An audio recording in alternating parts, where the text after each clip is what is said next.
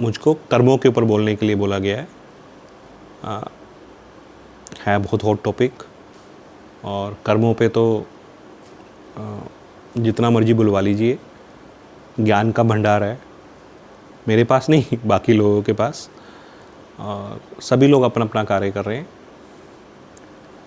तो बस मैं आपसे ये जानना चाहूँगा कि कर्मों को जानने के लिए कर्म की डेफिनेशन ही सुना रहा हूँ कि इस जन्म के कर्म है या पिछले जन्म के कर्म है।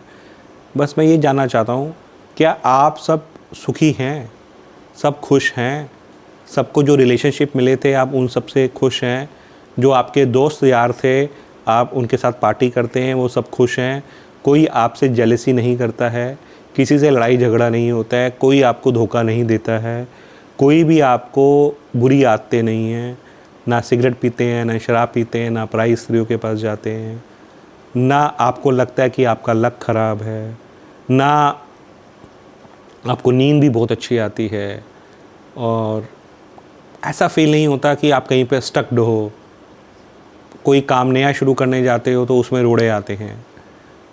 अगर ऐसा कुछ नहीं होता आपके साथ तो मैं आपको नमस्कार करता हूँ, क्योंकि आप यूनिवर्स ने आपको सीधा ऊपर से उतारा है और आपको किसी दिव्य कार्य के लिए उतारा है, क्योंकि ये चीज़ें आपके पास नहीं आ रही हैं तो आप उसी कैटेगरी में आते हैं। पर अगर आपको इनमें से कोई सी भी समस्याएं आ रही हैं या आती रहती हैं और कंटिन्यूसली आती रहती हैं, तो इसका मतलब कुछ कार्मिक कनेक्शंस हैं। वो कार्मिक कनेक्शन इस जन्म के भी हो सकते हैं, पिछले जन्म के भी हो सकते हैं और अनंत जन्मों के भी हो सकते हैं, मल्टीपल जन्म हो सकते हैं। अब आपकी बीवी, आपकी प्यार होता है किसी से, शादी हो जाती है, प्यार 6 साल चला, आपका लव चला, फिर शादी हुई और शादी के 1 महीने बाद आप अलग अलग हो जाते हैं। ऐसा क्या हो गया जो 6 साल में आप नहीं देख पाए और आपको 1 महीने में नज़र आ गया? कुछ शादियां तो 20-20, 25-25, 30-30 साल के बाद टूट रही होती हैं। ऐसा क्यों होता है? आप लोगों के बच्चे तक हो जाते हैं, बच्चे बड़े हो जाते हैं। कई बार ऐसा होता है कि आप एक ही आदमी की मार खाते रहते हैं। वो शराब पी के आता है, आपको मारता है और आप खाते रहते हैं। वो सहन शक्ति इतनी है, आप बच्चों के प्रति इतना प्रेम करती हैं कि मार खाती हैं। और जब बच्चे बड़े होते हैं तो वही आपको गालियाँ देते हैं कि किसने कहा था मार खाने के लिए, छोड़ के क्यों नहीं भागी थी आप, और वो छोड़ के चले जाते हैं। तो ये इमोशनल बैगेज है, पेन है। क्या ये रेगुलर है? ये सभी के सभी को होता है? अगर आपके दोस्त यारों को भी हो रहा है तो ठीक है, आपके बाकी फैमिली मेम्बर्स के साथ भी हो रहा है तो ठीक है।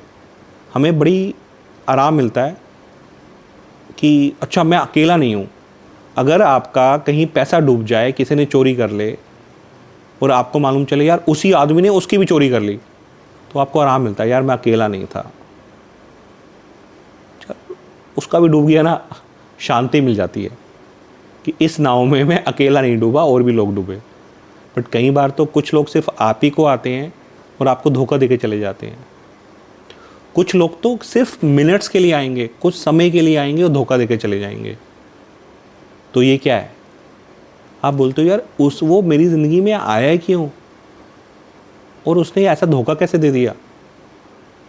तो ये सब कार्मिक कनेक्शंस हैं, इस जन्म के और पिछले जन्म के।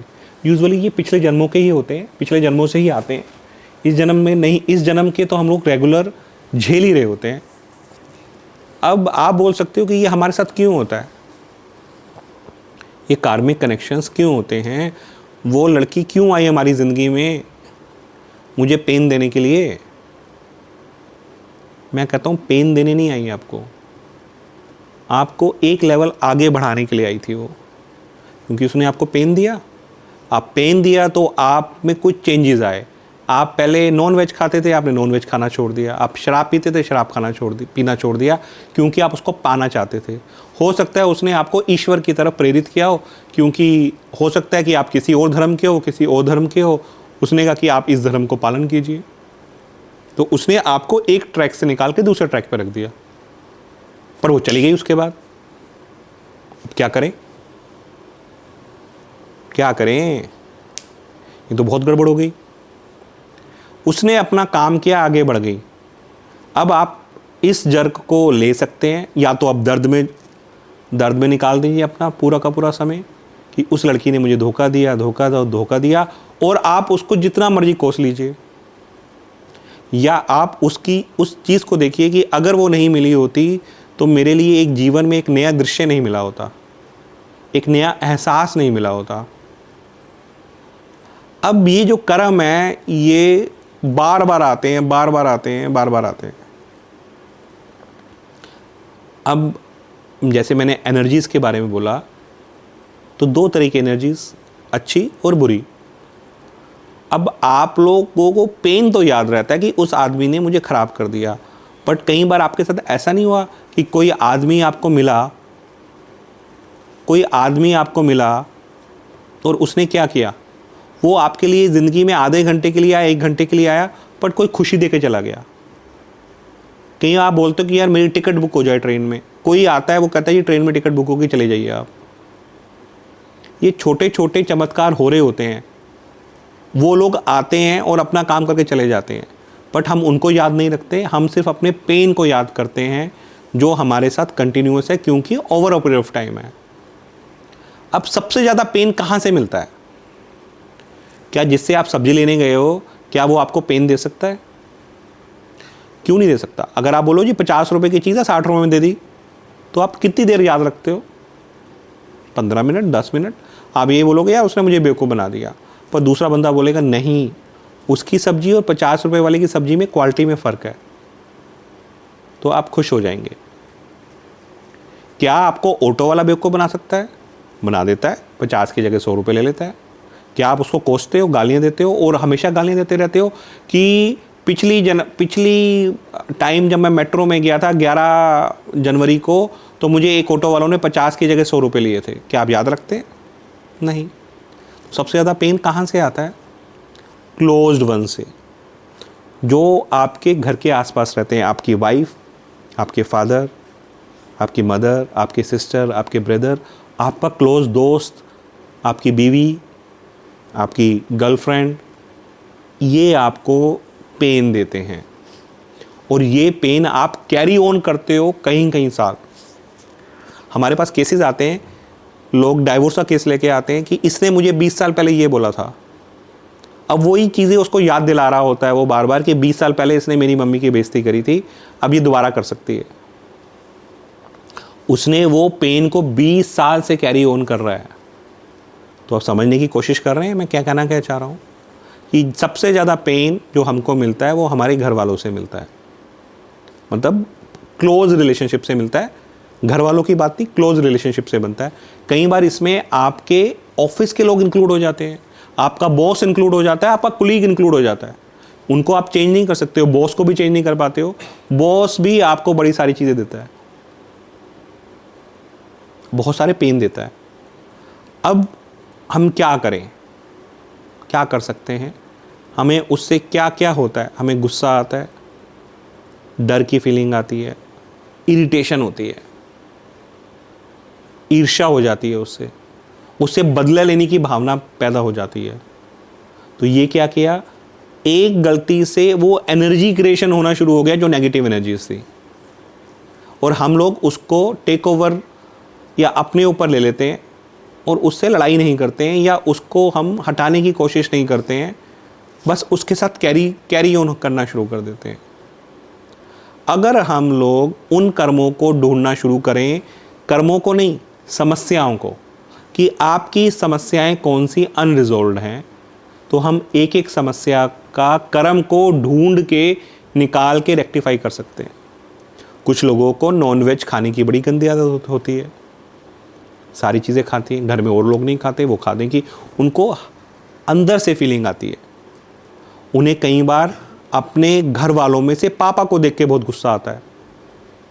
इसका मतलब क्या है, कोई एनर्जी पुरानी रुकी हुई है या कोई पुराना ऐसा दर्द है जो अभी तक रिजॉल्व नहीं हुआ है, तो हमें उस दर्द को ढूंढना है और रिजॉल्व करना है। हो सकता है काफ़ी लोग पुरानी जन्मों को नहीं मानते हैं, बहुत अच्छी बात है, नहीं मानते हो आप, मैंने पहले भी सवाल पूछा, क्या अगर आप नहीं मानते हो तो क्या ये जो समस्याएं हैं ये आप ही के साथ हैं या औरों के साथ हैं या एक्सक्लूसिव हैं?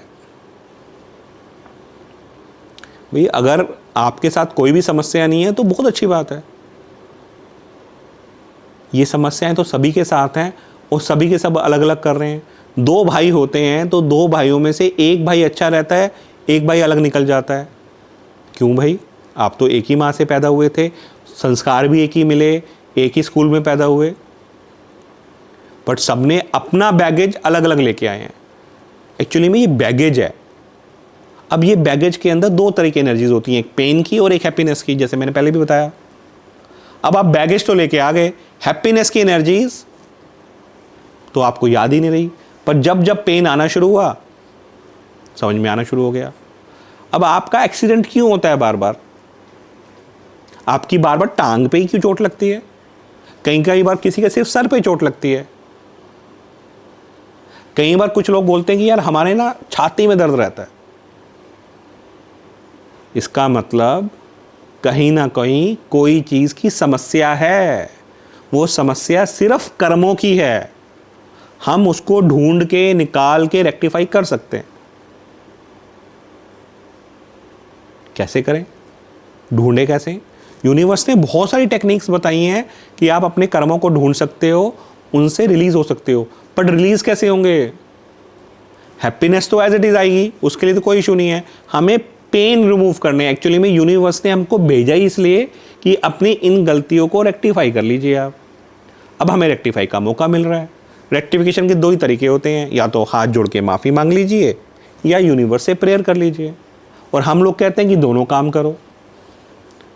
अगर पिछले जन्म में किसी व्यक्ति को आपने पूरी ज़िंदगी भर उससे काम लिया और एज अ नौकर उससे काम लिया और उसको कभी उसको मेहनताना नहीं दिया, उसके बाद उसको आपने मारा पीटा, तो उसके मन में क्या ख्याल आया था कि अगले जन्म में मैं आपका बॉस बनूंगा और देख मैं तेरे को ऐसे लपेटूंगा। आप यकीन मानिए कई बार आपको बॉस वैसा ही मिलता है, आप छोड़ना भी चाहे ना छोड़ नहीं पाते हैं। जब भी हम लोग पास्ट लाइफ रिग्रेशंस या पास्ट लाइफ सेशंस करते हैं तो उसमें कितनी बार आया कि वही आदमी जिसको आपने सताया था वो आज आपकी ज़िंदगी में आया है और आपसे वही चीज़ कर्मा को वापसी ले रहा है। बट हम लोग क्या करते हैं, वो हमें कुछ तकलीफ़ दे रहा है तो हम उसको और गालियाँ देते हैं, और गालियाँ देते हैं, उसकी और बुराई करते हैं, उसकी एनर्जीज़ को और बढ़ा देते हैं। नेगेटिव एनर्जीज़ को हम बढ़ा रहे हैं। तो ये भी सिर्फ सारी एनर्जीज़ हैं जो धीरे धीरे धीरे काम कर रही होती हैं, कई बार बहुत तेज़ी से काम कर रही होती हैं। अच्छा, मैं आपसे एक और चीज़ पूछना चाहूँगा। आप में से काफ़ी लोग लाइब्रेरीज़ जाते होंगे, तो लाइब्रेरीज़ में सारी किताबें एज इट इज़ ही लगी होती हैं सीधी सीधी, और आप कोई सी भी बुक ढूंढ के निकाल लेते हो, या पहले आपके पास कोई कंप्यूटर होता है उसमें सर्च करते हो कि इस बिन में या इस अलमीरा में इस नंबर पे रखी हुई है। अब आपने वो किताब निकाली, क्या आपने उसी जगह पे रख दी? नहीं। तो क्या हुआ? वो मिसमैच हो गया। कुछ किताबें ऊपर हो गई, कुछ किताबें नीचे हो गई। इसी तरह कुछ कर्माज आपके ऊपर हैं, कुछ कर्माज नीचे हैं, कुछ चिपके हुए हैं।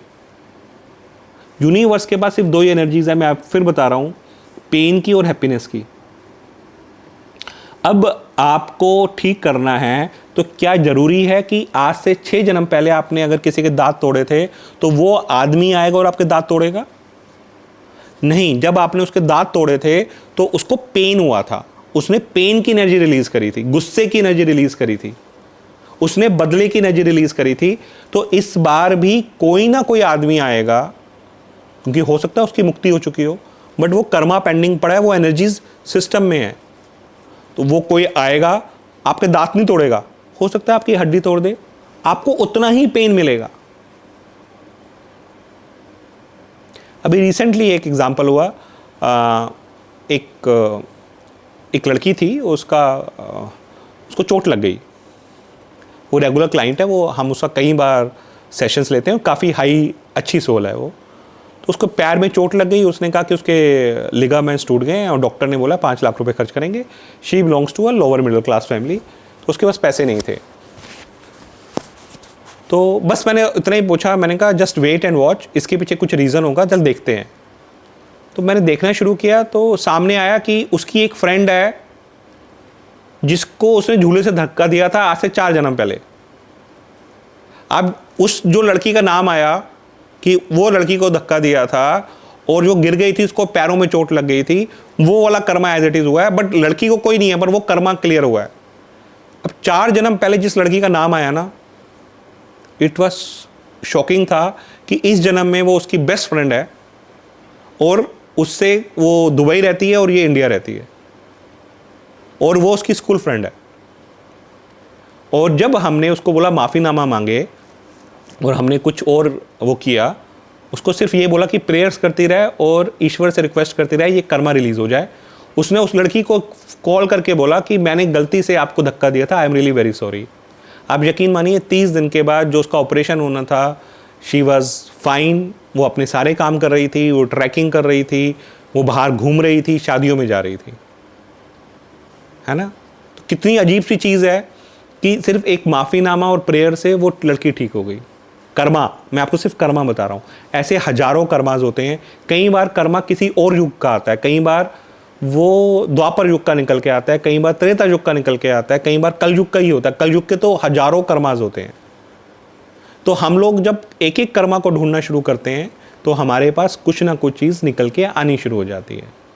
अब उसकी बीवी से नहीं बनती है, 2 बच्चे भी हैं, बीवी प्यार ही नहीं कर पाती है या बीवी को बहुत ज़्यादा एग्रेशन है। जब हम लोग चेक करते हैं तो मालूम चलता है कि किसी जन्म में ये दोनों मियाँ बीवी थे, ठीक है, बट उल्टे थे। पहले वो हस्बैंड था, वो वाइफ थी, अब वाइफ और हस्बैंड है। उस वक्त जो सलूक उसके साथ हुआ वो सेम सलूक वो इसके साथ हो रहा है ना, कर्मा। बट अगर हम देखें, हम उस लेडी को ले जाके हम उसका इलाज कराएं और सब कुछ करें, इससे अच्छा है कि उस लेडी से अगर हमने माफ़ी मांग ली होती या कुछ प्रेयर्स कर ली होती या ईश्वर को याद कर लिया होता, वो कर्मा रिलीज हो जाता, घर में शांति हो जाती। कई बार ऐसा होता है कि आपको बहुत ज़्यादा फाइनेंशियल लॉसेस हो रहे हैं, हर एक चीज़ में फाइनेंशियल लॉसेस हो रहे हैं। जब हम लोग चेक करते हैं, और एक और चीज़ मैं बताना चाहूँगा, हर बार हर एक आदमी का हर एक कर्मा अलग अलग होता है। मैंने आज तक अगर 1000-1100 अगर पास्ट लाइफ रिग्रेशंस किए हैं, 1000 से ऊपर तो मैं कर चुका हूँ, 1100 टच किए नहीं किए मुझे मालूम नहीं, पर सभी के जो सेशंस होते हैं, एक भी सेशन रिपीट सेशन नहीं होता, सबके अलग अलग कर्माज आते हैं। अब जैसे अभी रिसेंटली किसी का हुआ तो मालूम चला कि उसको फाइनेंशियल लॉसेस होते हैं। क्यों होते हैं? जब उसको चेक किया और उसकी बीवी हर जगह पार्टनर है और बीवी को भी वही पेन से गुजरना पड़ता है, क्योंकि हस्बैंड को फाइनेंशियल लॉस होता है तो बीवी को दर्द होता है और उनका पूरा का पूरा घर तितर बितर हो जाता है।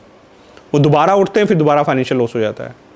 जब हम उनका पास्ट लाइफ चेक किया तो मालूम चला कि एक ही घर में दोनों हस्बैंड वाइफ थे, दोनों सुनार का काम करते थे, मतलब वो थे, और इतने लालची थे कि जो सुनार सोना बना के बेचते थे उसके अंदर वो चीटिंग करते थे, और वो हर बार चीटिंग करते थे, कई बार पकड़े जाते थे।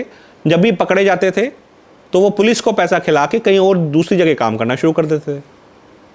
तो अब वही सेम जो लोग हम देखते हैं जिनको उन्होंने चीटिंग करी थी, अब वही लोग किसी ना किसी रूप में आ रहे हैं और वो अपना बदला ले रहे हैं। अब इससे क्या फ़ायदा हुआ? अगर उस आदमी को रियलाइजेशन हो जाए कि उसने गलती करी है, पर रियलाइजेशन कैसे हो? क्योंकि वो फील नहीं कर पा रहा है, उसने इस जन्म में कुछ नहीं किया, उसने पिछले जन्मों में किया। तो यहाँ पे आके उसको सरेंडर करना पड़ता है, हाँ मुझसे गलती हुई होगी। और अगर वो कह देता है कि मुझसे गलती हुई है और उस गलती के लिए माफ़ी मांगने के लिए तैयार है, तो काम हो जाता है, बेटरनेस आ जाती है। ये नहीं होता कि रातों रात उसको सारा पैसा वापसी मिल जाएगा, नहीं, चीज़ें रुक जाती हैं, वो सोल्स मुक्त हो जाती हैं और आपको आगे आने वाले समय के लिए वो काम हो जाता है। तो यूनिवर्स ने क्या किया? आपको हेल्प करी ना। तो यूनिवर्स की इसी हेल्प को समझने की कोशिश करना है। वो आपकी हर जगह हेल्प करता है, आपको सॉल्यूशंस देता है। अच्छा, मैं काफ़ी लोग आप लोगों में से बिलीवर्स भी हो कि एक ही जगह चिपका रहना चाहते हैं कि हम लोग क्यों माने, हम लोग क्यों ट्रस्ट करें। मत कीजिए। पर डिस्ट्रस्ट करके भी आज तक तो डिस्ट्रस्ट ही किया तो कुछ मिला? जब इतने समय तक आपने डिस्ट्रस्ट किया तो एक बार ट्रस्ट भी करके देख लीजिए यूनिवर्स को, मतलब ईश्वर को, अपने ईश्वर को। वो इंडिकेशंस दे रहा होता है। अपनी इंट्यूशन पावर को जगाएं, समझने की कोशिश करें। वही समस्या रिपीट हो रही है। वो कह रहा है कि बेटा अपना पाथ बदल लो, बदल लो। अब वो ब्लॉकेजेस क्रिएट कर रहा है। अब आप ब्लॉकेजेस बोलोगे तो बोल सकते हो कि यार मेरे को तो बहुत सारी ब्लॉकेजेस आ रही हैं, ये तो गलत बात है। इसका मतलब किसी ने ब्लैक मैजिक कराया हुआ है, किसी ने कुछ किया हुआ है। अब अगर देखा जाए तो ब्लॉकेजेस इशू है, विकार है, हटनी चाहिए, नेगेटिव एनर्जी है। पर नहीं, अगर ब्लॉकेजेस नहीं होंगी तो हम अपने आप को नहीं पहचान पाएंगे। हमें रास्ता चेंज करना है, क्योंकि उसी रास्ते में चलेंगे तो आगे 100 पत्थर हैं, बट हमें रास्ता बदलने को वो कह रहा है कि रास्ता बदलो, आगे एक पत्थर है, फिर निकल जाएंगे आप। तो हमें क्या करना है? मैसेजेस को डिकोड करना है। ईश्वर आपको मैसेज दे रहा है। अब बोल सकते हैं भाई ईश्वर के मैसेज हमें तो समझ में नहीं आते हैं, हम तो उनको मानते हैं, हम उनको मानते हैं, हम इनको मानते हैं, हमारे को तो कोई मैसेज नहीं आता है। रामलाल श्यामलाल को मैसेज आ जाते हैं। वो झूठ बोल रहा है, वो हवा में फेंक रहा होगा। नहीं, कनेक्शन ईश्वर आप ही के अंदर है। और मैं आपको फिर कह रहा हूं कि आप खुद ईश्वर हैं। अपनी उस देवीय शक्ति को बढ़ाएं। आप खुद है, आप सब बराबर हो जाएंगे। ईश्वर सबसे एक साथ बात कर सकता है, 800 करोड़ लोगों से एक साथ बात कर सकता है, पता है आपको? एनर्जीज हैं, वो बात करती हैं। वो अब वो बात कैसे करती हैं? हर एक को आके तो कृष्ण जी अपनी बाउंसरी लेके खड़े हो जाएंगे और आपको बात नहीं करेंगे ना। वो किस रूप में आएंगे? जौन सी बॉडी उस एनर्जी रूप में आके आप जिसकी बात को समझ सकते हो वो उसी के आगे आके बोलेगा। अगर आप अपनी दोस्त की बात मानते हो तो दोस्त के थ्रू बुलवाएगा। मम्मी डैडी की बात मानते हो तो मम्मी डैडी के थ्रू बुलवाएगा। उसको समझना है, डिकोड करना है, क्या ये मैसेज मेरे लिए है। और जैसे जैसे आप अपनी साधना बढ़ाते चले जाएंगे, आपको किसी के ऊपर डिपेंडेंट नहीं होना है। यूनिवर्स खुद पे खुद बात करेगा। You will directly feel from your heart, और वो सारी चीज़ें सामने आएंगी। अब रही बात कि कर्मा कितने तरह के हैं, हम क्या कर सकते हैं और उनको कैसे निकाला जा सकता है और इस सिचुएशन में क्या किया जा सकता है, हजारों क्वेश्चंस हैं, ठीक है। बट हम लोग बेसिक्स पे रहते हैं। अगर आपको पास्ट लाइफ कर्मास के बारे में जानना है तो आपको बहुत सारे ऑडियोज़ वीडियोज़ यूनिवर्स में मिल जाएंगे। बट हमें क्या करना है? उन्हें रिजॉल्व करना है, उन समस्याओं को रिजॉल्व करना है, उस पर हमें कंसंट्रेट करना है। और सारी समस्याएं हमारी जितनी भी हैं वो सारी समस्याएं हमारी पास्ट लाइफ से लिंक्ड हैं या पास्ट लाइफ कर्मा से लिंक्ड है। अब कुछ लोग बोलते हैं कि हमारे ऊपर बहुत सारे नेगेटिविटी के अटैक्स होते हैं या बहुत सारे ब्लैक मैजिक्स होते हैं या डार्क फोर्सेस यूज़ होते हैं। जब हम उन लोगों के सेशंस करते हैं ना तो मालूम चलता है कि they were using all these practices at that time, so they are getting each and everything over here. उन लोगों ने वो सारी गलत हरकतें उस वक्त करी थी। तो अब उनको एज इट इज यहां पे वो चीजें मिल रही हैं। हाँ, इनका इलाज है। मैंने कहा ना, इलाज सभी चीज का है। यूनिवर्स के पास एक भी ऐसी समस्या नहीं है जिसके पास इलाज नहीं है। किसी का इलाज 1 दिन का है, किसी का इलाज 1 साल का, किसी का इलाज 10 साल का है। इलाज है। और यकीन मानिए कई बार तो मिनटों में इलाज हो जाता है। और दूसरी बात, इलाज जब ही होगा जब वो कर्मा कंप्लीट हो जाएगा, साफ सी बात। नहीं तो इलाज भी नहीं होगा। कई बार आप देखिएगा कोई बीमारी ऐसी होती है, आप 10 साल से परेशान होते हो और एक दिन मालूम चलता है कि आपकी बिल्डिंग में ऊपर 10वें मंजिल में डॉक्टर रहता है। आप जाके मिलते हो, वो एक दवाई देता है और आप हफ्ते भर में ठीक। क्या हुआ? मतलब डॉक्टर भगवान था, डॉक्टर खाली निमित्त बना, पर आपका कर्मा कंप्लीट हो चुका था, इसलिए वो कार्य यहां पे हुआ। उनका मिलना तय था, उनके थ्रू दवाई खाना तय था और आपका ठीक होना शुरू था, क्योंकि वो कर्मा कंप्लीट हो गया। अब हम लोग क्या कहते हैं कि कर्मा को निकालो, ढूंढो और रिमूव करो। क्यों आगे का वेट करना है? लोग शादी करवाते हैं और 3 महीने के बाद डाइवोर्स की एप्लीकेशन लगा रहे होते हैं। वो अपनी सासू माँ से और अपनी ससुरों से तो जन्म पत्री मिलवाते हैं या अपने गुण मिलवा रहे होते हैं। Please get it done. अपने लाइफ पार्टनर जिससे शादी होने वाली है उससे पहले अपने पुराने कर्मा चेक करा लो। कोई पेंडिंग कर्मा तो नहीं है। हो सकता है कि वो इसलिए आ रहा हो कि आपने कभी उसको मारा पीटा और वो बदला लेने के लिए आ रहा हो। शादी उसी से करो, बट अपने कर्मा क्लीन कर लो। पहले 3 महीने लगा के अपने कर्मा क्लीन करो और दोबारा मेहनत कर लो। आप लाखों करोड़ों रुपए शादियों में खर्च कर रहे हो और उसके बाद वकीलों पे खर्च कर रहे हो। करना क्यों है? अपने कर्मा देखो कि वो लड़की क्यों आ रही है। हो सकता है कि उस लड़की के कर्मा आपके मदर फादर के साथ हो, क्योंकि अगर आपको पेन मिलेगा तो आपके मदर फादर को भी पेन मिलेगा। तो इसका मतलब है ज्वाइंट कर्मा। बहुत इंपॉर्टेंट बात मैं बोल रहा हूं। हम लोग क्या करते हैं, जो हर कोई गलती करता है, हम लोग एक समस्या को एक ही जगह ढूंढते हैं। एक फैमिली में 4 मेंबर हैं। एक बच्चा आता है, थोड़ा सा स्पेशल चाइल्ड है, उसके मम्मी डैडी बहुत परेशान हैं। अब हम लोग क्या करते हैं, उस बच्चे को तो दवाइयाँ देते रहते हैं। बच्चे को दवाइयाँ चल रही हैं। बच्चे का लोग आते हैं सेशन करवाने के लिए कि इसका सेशन क्या है। तो हमें मालूम चलता है कि इसके सेशन की ज़रूरत नहीं थी, उनके माँ बाप की सेशन की ज़रूरत थी। क्योंकि माँ बाप ने कुछ ऐसा कर्म किया था उस वक्त कि उन्होंने एक बच्चे को अबॉर्ट कर दिया था, और एक बार नहीं 3 बार अबॉर्ट किया in multiple of their births. और उसके बाद वो फीमेल चाइल्ड था, मेल चाइल्ड के चक्कर में माँ बाप ने दोनों ने उसको अबॉर्ट किया। वो बच्चा बदला लेने के लिए आया होता है। आप मानो मत मानो ना मानो, आपके हाथ में। मैं समस्या बता रहा हूँ, प्लीज़ समझने की कोशिश कीजिए आप। तो उस वक्त क्या होता है, ज्वाइंट कर्मा है।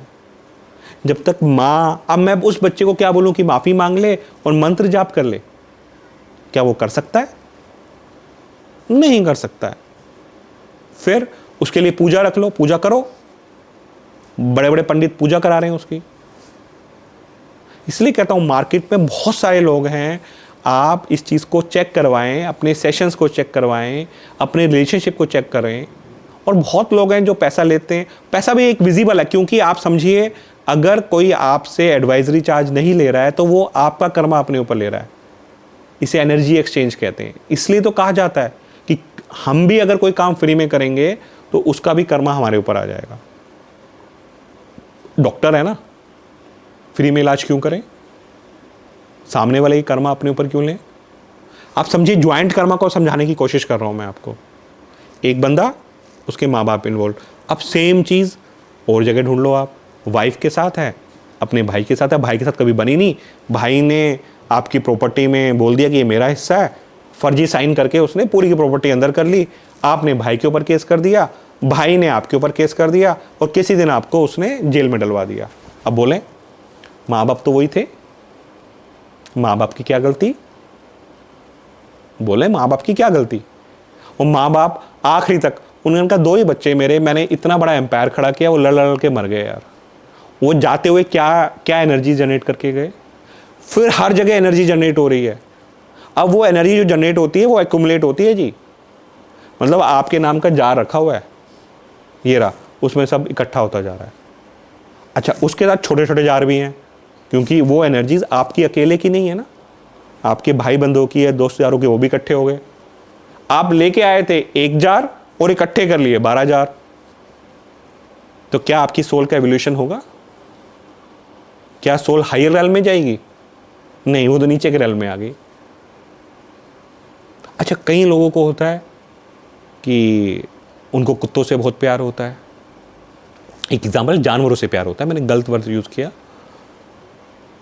बिल्लियों से बहुत प्यार होता है, घोड़ों से बहुत प्यार होता है, और उनको खाना खिलाते हैं, सब कुछ करते हैं, बहुत अच्छी बात है।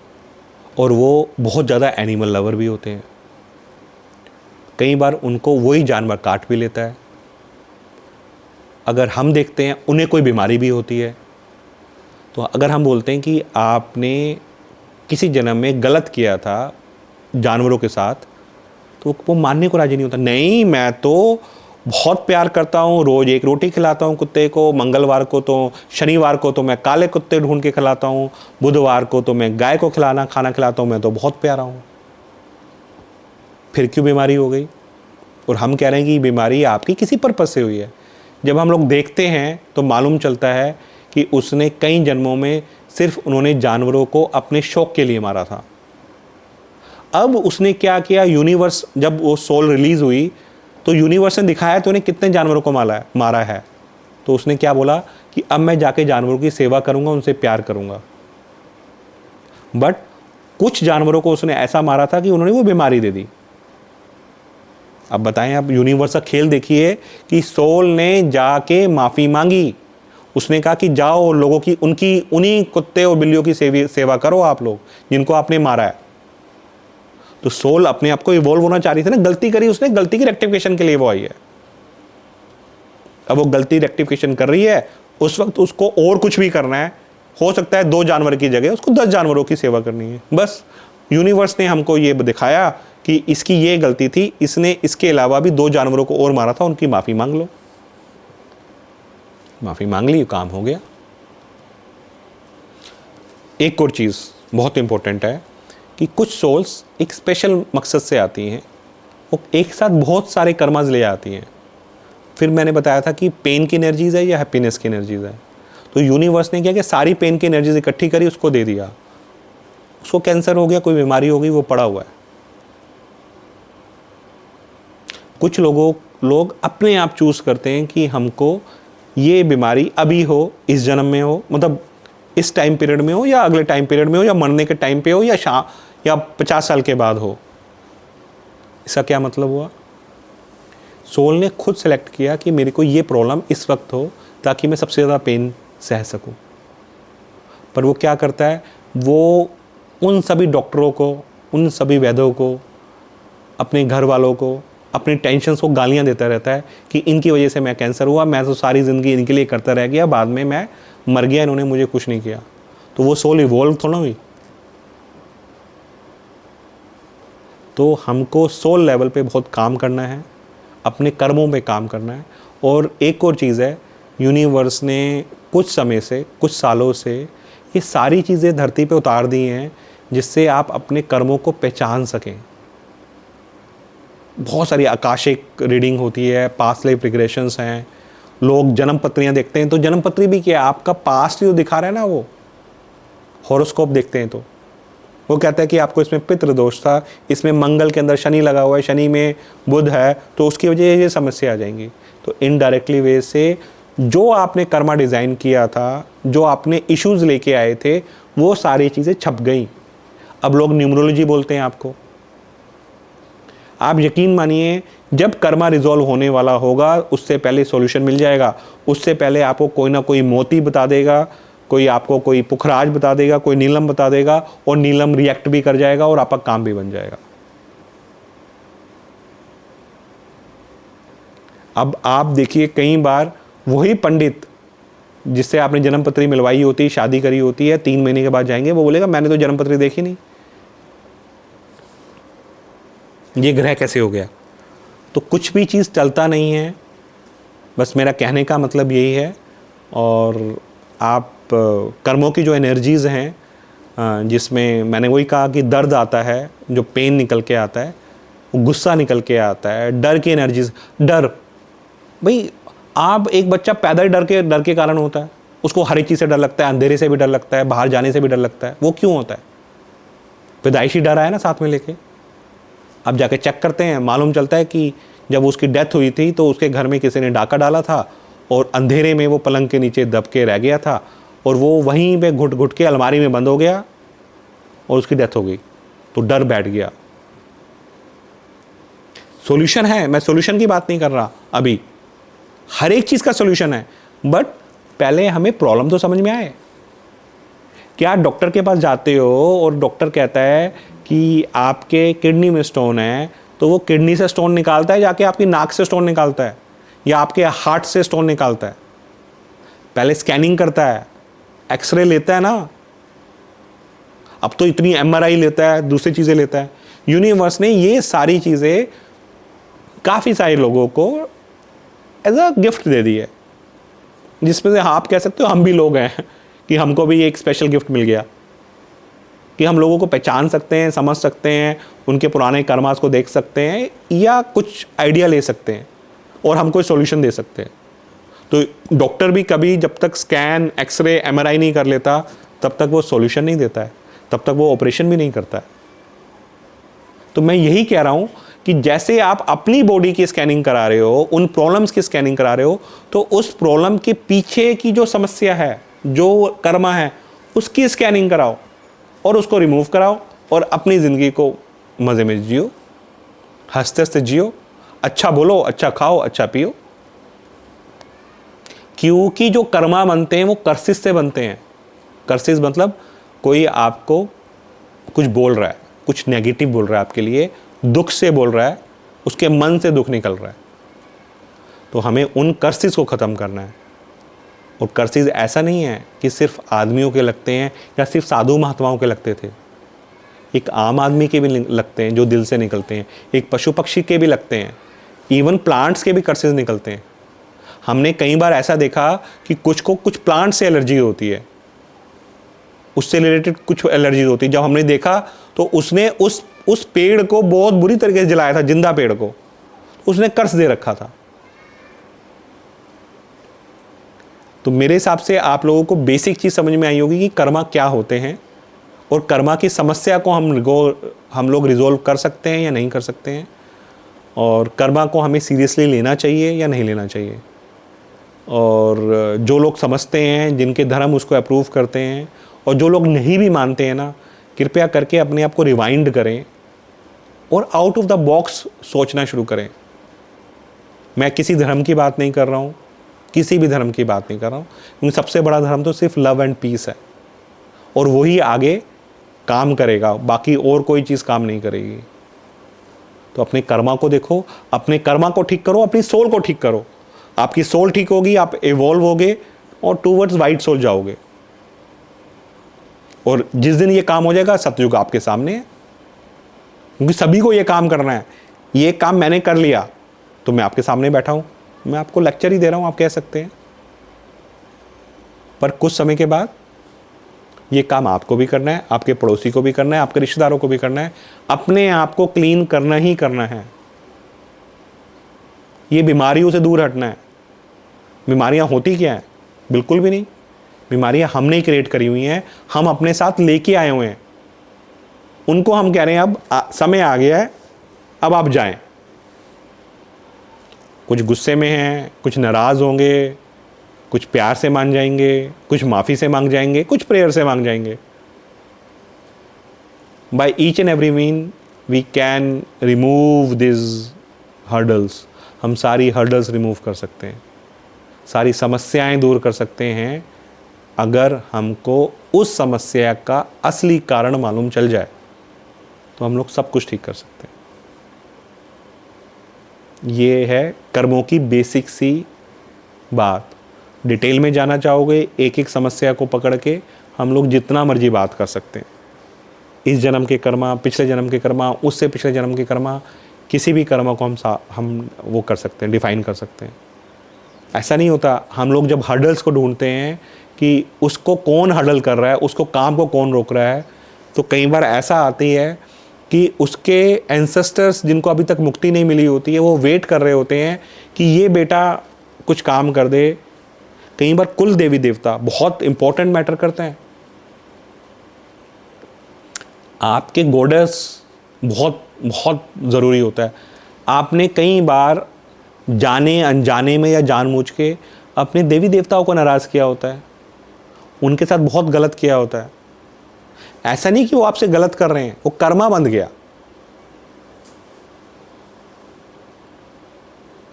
वो आपको यहाँ पे कोई भी एक सेकेंड और कर्मा का रिप्लेसमेंट का मतलब ये नहीं है कि वो आपको पनिशमेंट देने के लिए आए हैं, क्योंकि पनिशमेंट आपने खुद चूज करी थी। पनिशमेंट नहीं थी, वो रेक्टिफिकेशन था।